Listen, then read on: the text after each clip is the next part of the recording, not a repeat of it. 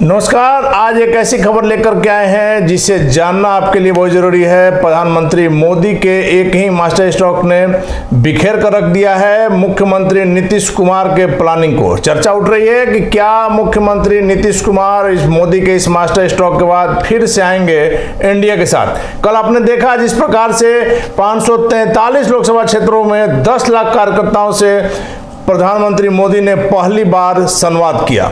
खास करके uniform civil code, जिसे आम भाषा में आप कह सकते हैं कि सबके लिए समान कानून। क्या 2024 के लोकसभा चुनाव के लिए मोदी ने अब अपना दांव चल दिया है, अपना पासा फेंक दिया है। 23 तारीख को जिस प्रकार से देश भर के तमाम विपक्षी पार्टियां बिहार में जुटी थी, निश्चित तौर पर भारतीय जनता पार्टी के लिए भी समस्या क्रिएट हो सकती है, ऐसा बीजेपी का भी मानना है। इस विषय पर चर्चा करेंगे। हमारे साथ बाबा क्या लग रहा है, मोदी ने मास्टर स्ट्रोक चल दिया? देखिए अनिल जी, इस पूरे घटनाक्रम को सीधे सीधे देखना नहीं होगा जी। आप इस घटनाक्रम को 2014 से शुरू कीजिए ना। 2014 में जब आते हैं आप, तो नरेंद्र मोदी का नाम बाहर आता है जी। अभियान समिति के अध्यक्ष बनाए जाते हैं और नीतीश कुमार बाहर चले आते हैं। पूरा खुला मैदान मिल जाता है भारतीय जनता पार्टी को खेलने के लिए, और खेलती है। अब खूब बढ़िया से खेली हुई, उसका रिजल्ट भी आया। और खेलने के क्रम में उसने कुछ ऐसे मुद्दे रख दिए। उसने कहा कि पूरे दुनिया भर से जितने भी काले धन हैं हम वापस लाएंगे। दूसरा उसने कहा क्या कि ये देश जो है युवाओं का देश है, सबसे अधिक संख्या में युवा हैं। युवाओं को आकृष्ट करना जरूरी है। पिछले लंबे समय से 70 सालों से जो देश में चल रहा था उसको थोड़ा सा ट्विस्ट करना है, और उसने ट्विस्ट किया। 2 करोड़ युवाओं को कहा कि हम आपको रोजगार देंगे प्रतिवर्ष देंगे। उसके बाद उसने कहा कि जो हमने वादा किया था, अब तो नीतीश कुमार है नहीं कि उनके चलते कोई समस्या होगी, उसके लिए कॉमन एजेंडा बनाना पड़ेगा। सीधे उसने कहा क्या कि भाई हम जितना भी एजेंडा अब तक हमारी पार्टी ने बनाया है, चाहे वो धारा 370 हो, 3 तलाक हो, और जितने भी मुद्दे थे उन सारे मुद्दों को लेकर के हम आपके सामने आएंगे और राम मंदिर भी बनाएंगे। ये सबसे बड़ा उसका असर नजर भी आया। बिल्कुल। अब यहाँ जो 2014 में हुआ उसका असर क्या हुआ तो सबने देखा। भारतीय जनता पार्टी सत्ता में आई और विपक्ष कहीं दूर दूर तक नजर नहीं आया। यहाँ तक कि विपक्ष की सबसे बड़ी पार्टी के पास इतना भी संख्या नहीं था कि वो नेता प्रतिपक्ष बने। इसके बाद अब 2014 की बात को वहीं रख लीजिए। 5 साल में जैसे नीतीश कुमार मतलब एक बार कमा के रख दिए। सावन में आप जानते हैं ना, सावन का महीना तो आइए, 1 महीना का कमाई और पूरा सावन में आप देखते हैं कि देवघर के लोग जो हैं 1 महीना कमाते हैं और पूरे साल भर खाते हैं। नीतीश कुमार ने 2005 से 2010 तक जो किया उसी की कमाई आज तक खा रहे हैं। भले ही वो उन्हीं के साथ चले गए जिनके विरुद्ध आए थे। 2014 में वही हुआ। नरेंद्र मोदी ने अपनी बातों को रखते हुए और सीधे तौर पे एक ऐसी बात सामने रख दी जिससे लोगों ने कहा कि नहीं, यही वो आदमी है जो हमें हर तरह से ठीक रख सकता है, हमारे घर तक पहुंच सकता है, हमारे घर खुशहाली दे सकता है और इस देश को भी बेहतर ढंग से चला सकता है। उसके बाद आपको याद होगा कि जब नरेंद्र मोदी सदन में पहली बार पहुंचे थे तो संसद भवन के सामने उन्होंने क्या किया था? साष्टांग दंडवत किया था दरवाजे पर। याद रखिएगा, इस पॉइंट को आगे भी जरूरत पड़ेगी। और इसके बाद इस देश ने 5 साल का भाजपा का शासन देखा। इस शासन के बीच में बहुत कुछ ऐसा देखा जिसमें नीतीश कुमार ने सत्ता बदला। 2015 में बिहार में हार हुई, दिल्ली में बुरी तरह से हारी, कई राज्यों में उसकी सरकारें बनी लेकिन 2, एक दिल्ली और दूसरा बिहार, एक जो हस्तिनापुर है जहां गद्दी संभालना है और दूसरा बिहार जो लोकतंत्र की जननी है। तमाम प्रयासों के बाद दोनों जगह निकल गया, दोनों जगह हुआ। और लेकिन इसका फायदा ये मिला कि नीतीश कुमार ने तब से, हम जो आज ये कहने जा रहे हैं कि नीतीश कुमार साथ आएंगे, ये हमारा बड़ा ठोक के दावा है। ये कोई हम ऐसी मजाक नहीं कर रहे हैं। आपका दावा वैसे भी पूरा ठोक बजा कर रहता है। नीतीश कुमार ने जैसे ही 2015 में लालू प्रसाद के साथ मिलकर के सरकार बनाई, उसके बाद से नीतीश कुमार लगातार चलते रहे। अचानक से उन्हें लगा कि अब ऐसा होने जा रहा है कि वो सत्ता पर तो हैं, सत्ता के शीर्ष पर हैं, मॉनिटर वही कर रहे हैं, स्टीयरिंग उन्हीं के हाथ में है, लेकिन गियर कोई और बदल रहा है। लालू प्रसाद पर उनको शक हुआ कि अब वो पलट सकते हैं उनको, तो उन्होंने आस्ते से फिर से स्विच किया। और उससे पहले कई ऐसे मुद्दे थे जो भारतीय जनता पार्टी ने लागू किए, उन पर उन्होंने हस्ताक्षर भी किया, यानी कि उन्हें स्वीकृति भी दी। जैसे आपने नोटबंदी देखा होगा, नोटबंदी पर उन्होंने स्वीकृति दी। और 2017 में भारतीय जनता पार्टी के साथ चले गए। इसके बाद क्या हुआ, ये एक मुद्दा था जहां अलग भी हुए और फिर गए भी। दूसरा सबसे महत्वपूर्ण बात कि 2019 के चुनाव को आप देख लीजिए। 2019 में भारतीय जनता पार्टी ने फिर एक मुद्दा लाया और ये मुद्दा था सर्जिकल स्ट्राइक का। देश नहीं टूटने देंगे, देश नहीं बिकने देंगे, देश नहीं ये होने देंगे, वो होने देंगे, सारा नारा नरेंद्र मोदी ने दिया। और इसका जबरदस्त असर, इसका असर ये हुआ कि पिछले 2014 से भी सारे लोग भूल गए कि काला धन आया कि नहीं आया, नौकरी मिली कि नहीं मिली, राम मंदिर पर फैसला हुआ कि नहीं हुआ। लेकिन दो चीजें जरूर हो गई थी इस बीच में, राम मंदिर का फैसला हो चुका था और ये लोगों को लगा कि नहीं वास्तव में ये सरकार, हालांकि फैसला तो कोर्ट को करना था, लेकिन भारतीय जनता पार्टी ने उसका ब्राउनी पॉइंट लिया और 2019 में और ज्यादा मजबूती से आए। एक मुद्दा उन्होंने दिया था और वो मुद्दा था देश से जुड़ा हुआ। लोगों की जो भावनाएं हैं देश प्रेम की, चाहे जिस कौम से आते हो, सबको उन्होंने सबसे पहले दिखाया कि देश प्रेम सबसे जरूरी है, देश सबसे जरूरी है। 2019 में उन्होंने पलट दिया। अब एक बार फिर से आप जो चर्चा कर रहे हैं कॉमन सिविल कोड की, ये कॉमन सिविल कोड जो है, इसको लेकर के चर्चाएं तो बहुत पहले से चल रही हैं। आज आप एक चीज महसूस कीजिएगा कि जो लोग नीतीश कुमार जब भारतीय जनता पार्टी के साथ रहते हैं तो उनका एजेंडा दूसरा होता है, अभी इनके साथ आते हैं तो दूसरा हो जाता है। आप ये समझिए पेन है, इसको कलम भी हिंदी में बोला जाता है, लेकिन इसका प्रकृति तो नहीं ना बदल जाएगा, वो तो वही रहेगा। लेकिन नीतीश कुमार करते क्या है ना कि साफ प्रकृति ही बदल देते हैं। जब भाजपा के साथ रहते हैं तो उससे बड़ा देश प्रेमी कोई नहीं होता है, जब भाजपा के साथ रहते हैं तो नरेंद्र मोदी से बढ़िया प्रधानमंत्री इस दुनिया में कोई नहीं होता है। जब राजद के साथ गए तो उनसे बिल्कुल, जब हट जाते हैं तो कहते हैं कि यही वो आदमी है जो फलाना को परेशान कर रहे हैं, चिराना को परेशान कर रहे हैं। 2024 के लिए जो ये मुद्दा आया है, जिसकी चर्चा कल प्रधानमंत्री ने की, इस चर्चा के बाद इस देश में एक बड़ी चर्चा शुरू होने जा रही है और ये मुद्दा ऑल वर्सेस वन हो रहा है। यानी एक पूरे देश की पार्टी एक तरफ है, बिल्कुल, प्रधानमंत्री मोदी आप कह सकते हैं कि एक तरफ, बिल्कुल बिल्कुल। अब इसमें कौन कौन उनके साथ होता है, क्योंकि आम जनता तो इस मामले पर खास करके जो बहुसंख्यक समाज है वो ये शुरू से डिमांड करता रहा, उसकी इच्छा रही है, अपेक्षा रही है कि इस देश में एक तरह के कानून हों। कारण कि कुछ पिछले दिनों में आपने देखा होगा, कई फिल्म, कई सीरियल्स में आपने देखा होगा, कई जो आजकल छोटे छोटे जो OTT पे आते हैं उन सब पे भी देखा होगा आपने, ये सारे इशारा यही कर रहे हैं कि कहीं ना कहीं हमारे यहाँ जो दो तरह के कानून की व्यवस्था है वो हमारे समाज को विद्वेष की भावना फैला रही है। यानी कि एक तरफ जहाँ अल्पसंख्यकों से कहा जाता है कि भारतीय जनता पार्टी अलग अलग तरह की बातें करती है, तो दूसरी तरफ एक और रास्ता नजर आता है कि जिससे कि अगर समान नागरिक संहिता होगी तो ऐसी स्थिति में चीजें बहुत क्लियर होंगी और सबके लिए सजा का प्रावधान एक तरह का होगा, न्याय का प्रावधान एक तरह। बाबा, एक घर एक परिवार, तो कानून दो तरह का क्यों रहेगा?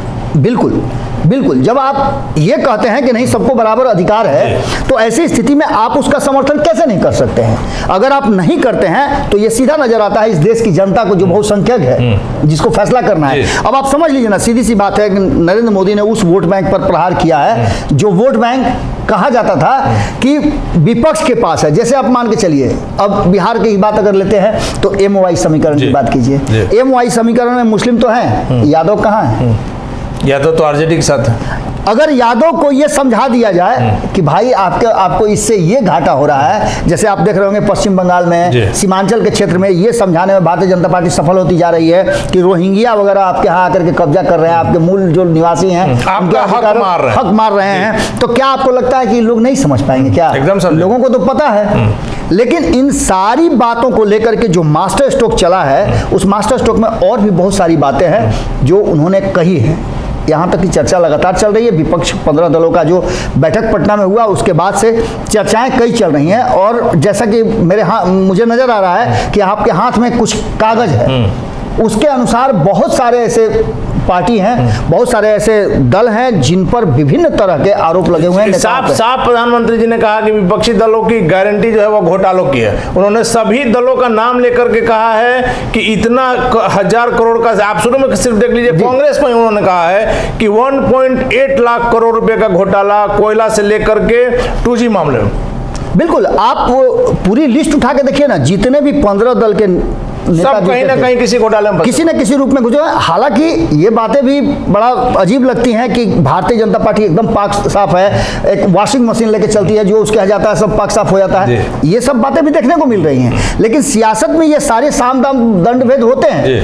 कांग्रेस ने जो आज से पहले मतलब 2014 से पहले किया है, उन सारी बातों को भारतीय जनता पार्टी ने आत्मसात कर लिया है, ग्राह्य कर लिया है, और उसी के हथियार से उसको मारने का प्रयास कर रही है। और जो ये पूरा का पूरा माहौल आपको नजर आ रहा है 2014, 2019 और फिर 2024 में एक बड़ा मुद्दा सामने आ गया है। इस मुद्दे को लेकर के जो बार बार ये कहा जाता था कि 43% और 57% की ये लड़ाई है, 43% वोट ला करके भारतीय जनता पार्टी सत्ता में रहती है और 57% वोट वाले सत्ता से बाहर रहते हैं, इतना भी सीट नहीं आता है कि वो विपक्ष की भी भूमिका निभा सके। तो ऐसी स्थिति में उस 57% वोट को इस बार एकजुट करने की कोशिश थी, जिसको ध्वस्त करने के लिए नरेंद्र मोदी ने ये यूसीसी वाला जो तीर फेंका है वो नीतीश कुमार की तरफ सीधे गया है। अब देखना दिलचस्प होगा कि नीतीश कुमार इस पर समर्थन करते हैं या फिर विरोध करते हैं, इसी पर सब कुछ। बाबा आखिरी सवाल मेरा है कि प्रधानमंत्री मोदी ने कल विपक्षी एकता से लेकर के समान जो कानून है, सबके लिए समान कानून पर पहली बार खुल करके बोला है। पहली बार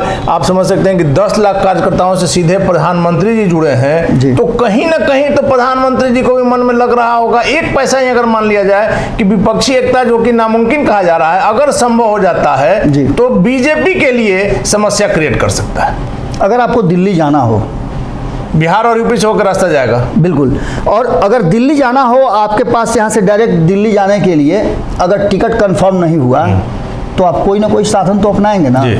मेरी तबीयत अचानक से खराब हो गई, फ्लाइट का टिकट था, तो हॉस्पिटल गए, डॉक्टर ने कहा कि नहीं आप ऐसा कीजिए कि आप बाई रोड जाइए, ट्रेन से भी 12 घंटा 13 घंटा हमको लगता है, तो उसने कहा कि बाई रोड जाइए, और बाई रोड जाइए तो ये हॉस्पिटल का उसमें लिस्ट है, इस लिस्ट से होते हुए आप वहां पहुंचिएगा। यानी ऑप्शन की जो बात आप बता रहे हैं, जैसे आपने कहा कि ये ऑप्शन है, नरेंद्र मोदी ने वो छोटी सी एक लकीर जो थी महीन सी, उस लकीर को भी समाप्त करने के लिए ये बड़ा मुद्दा खेला है। एक तरफ जहां आपको पता है कि विपक्ष में खड़ी जितनी भी पार्टियां थी 2019 में, उनको सत्ता पक्ष में लाने की कोशिश की जा रही है, मैं बिहार की बात कर रहा हूं या फिर देश भर में, और दूसरी तरफ जो लोग समर्थन में खड़े थे उन्हें विपक्ष में रखा जा रहा है। भारतीय जनता पार्टी को यह बात पता है कि बिहार में सिर्फ 40 सीटें जीतने और न जीतने का कोई असर नहीं पड़ना है, लेकिन बिहार वो फैसला जरूर करता है जहां से इस देश को एक संदेश मिलता है, और उसी संदेश पर नरेंद्र मोदी ने प्रहार किया है। मैं पहले से कहता आ रहा हूं कि 1 साल पहले नरेंद्र मोदी पूरा कब्जा अपने हाथ में ले लेते हैं चुनाव के,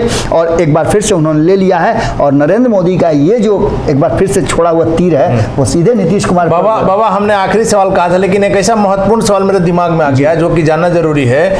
आपने देखा कि प्रधानमंत्री ने जिन दलों का नाम लेकर के बताया कि इतने लाख करोड़ का घोटाला उनके सामने है और ये लोग उसमें डूबे हुए हैं, इसके लिए वो लोग एकत्रित हो रहे हैं, लेकिन जो हम लोग दावा कर रहे हैं मुख्यमंत्री नीतीश कुमार फिर आ सकते हैं, इसका सबसे बड़ा और वजह क्या नजर आ रहा है कि उन घोटालों की लिस्ट में जदयू का प्रधानमंत्री ने कहीं नाम नहीं लिया कि किसी भी मुद्दा पर जदयू इन्वॉल्व है। कहीं ना कहीं इशारा नहीं करता है कि प्रधानमंत्री का मुख्यमंत्री नीतीश कुमार के लिए सॉफ्ट कॉर्नर है? अनिल जी, आपने ऐसा सवाल पूछ दिया है जो कहीं ना कहीं इस बात की तरफ इशारा कर रहा है कि एक रास्ता जो है नीतीश कुमार खुला रखते हैं। हरिवंश जी का नाम आप लगातार सुन रहे होंगे, हम उस पर नहीं जा रहे हैं। संसद भवन के उद्घाटन के समय हरिवंश जी चर्चा में आ गए। जी, वो तो कॉमन बातें हो गई है, लेकिन जो विशेष बात है जिसको अभी जानना जरूरी है वो ये है कि नीतीश कुमार ही एक ऐसे शख्स हैं जो नरेंद्र मोदी को टक्कर दे सकते हैं। ये बात नरेंद्र मोदी भी जानते हैं कि बेदाग छवि है, अब तक उन पर कोई भी आरोप नहीं लगा है, और हम बार बार ये बात कह रहे हैं कि नीतीश कुमार यदि नरेंद्र मोदी के सामने खड़ा हो जाते हैं और इस देश को समझ में आ जाती है तो आप समझ लीजिए कि परिणाम बदल सकते हैं। और यही कारण है कि बार बार नीतीश कुमार और नरेंद्र मोदी जब सामने आते हैं तो भले ही एक आध बार नीतीश कुमार ने साष्टांग दंडवत किया हो, लेकिन नरेंद्र मोदी ज़्यादा बार करते हैं, और नरेंद्र मोदी जानते हैं कि नीतीश कुमार उनके विकल्प के रूप में एक मजबूत दावेदार हो सकते हैं, इसलिए उन्होंने न नाम लिया है और न अभी कोई ऐसी अंतिम बात फैसला कर दी है। आपने देखा होगा कि जब ये नाम आता है नीतीश कुमार का कि फिर से वापस आ सकते हैं, तो सारे लोगों की जो हवा हवाई है वो बंद हो जाती है, और नीतीश कुमार पर डायरेक्ट हमला करने वाले लोगों का जुबान बंद होता। अभी भी आप भारतीय जनता पार्टी में एक सम्राट चौधरी को छोड़ करके किसी नेता को सामने खड़ा कीजिए जो नीतीश कुमार के विरुद्ध बोलता है। नहीं बोलेगा। अब इस बात को समझिए, अब इसमें भी बहुत बड़ा गेम है कि एक ऐसे व्यक्ति को प्रदेश का अध्यक्ष बना करके और नीतीश कुमार के सामने छोड़ देना, जाओ जो तुमको करना है करो। जिस आदमी का बैकग्राउंड जो है वो अलग अलग राजनीतिक दलों का रहा है और एक से एक समर्पित आरएसएस के, भाजपा के जो नेता हैं उनको साइड करके देना, ये भी इस बात की तरफ इशारा करता है कि जब भी जरूरत होगा तो भारतीय जनता पार्टी कोई ना कोई नया चेकमेट कर सकती है। चलिए, धन्यवाद बाबा। तो आपने सुना यूनिफॉर्म सिविल कोड में को लेकर के जिस प्रकार से प्रधानमंत्री मोदी ने कल पहली बार कहा, और सबसे बड़ी बात है कि तमाम उन दलों का, विपक्षी दलों का नाम लेकर के उन्होंने अमाउंट तक बताया कि इतने लाख करोड़ के घोटाले में ये दल संलिप्त हैं। अपनी इनकी एकजुटता जो है अपने आप को बचाने के लिए है। वैसे में प्रधानमंत्री का यह वक्तव्य काफी महत्वपूर्ण रखता है, लेकिन मुख्यमंत्री नीतीश कुमार के चेहरे को आप समझ सकते हैं कि कितना बड़ा कद है मुख्यमंत्री नीतीश कुमार का। तमाम केंद्रीय मंत्री रहे, कई विभागों को संभाला, बिहार में 18 वर्षों से मुख्यमंत्री हैं, लेकिन आज तक व्यक्तिगत रूप से एक दाग नहीं है। वैसे में मुख्यमंत्री नीतीश कुमार को आप समझ सकते हैं उनका क्या वैल्यू है कि अगर एनडीए में जाते हैं तो वहां भी उनकी पूछ है, और यहां अगर विपक्ष के छोड़ देते हैं तो पूरी तरह से एक मुख्यमंत्री नीतीश कुमार के छोड़ने से विपक्ष बिखर जाएगा। वैसे में लगातार हमारा यह दावा कि कितना भी आपस में ये लोगों का मन उठा हो, लेकिन मुख्यमंत्री नीतीश कुमार एक बार फिर से प्रधानमंत्री मोदी के साथ जा सकते हैं, एनडीए में जा सकते हैं। यह देखना काफी महत्वपूर्ण होगा। फिलहाल आप खबरों के लिए बने रहे लगातार हमारे साथ।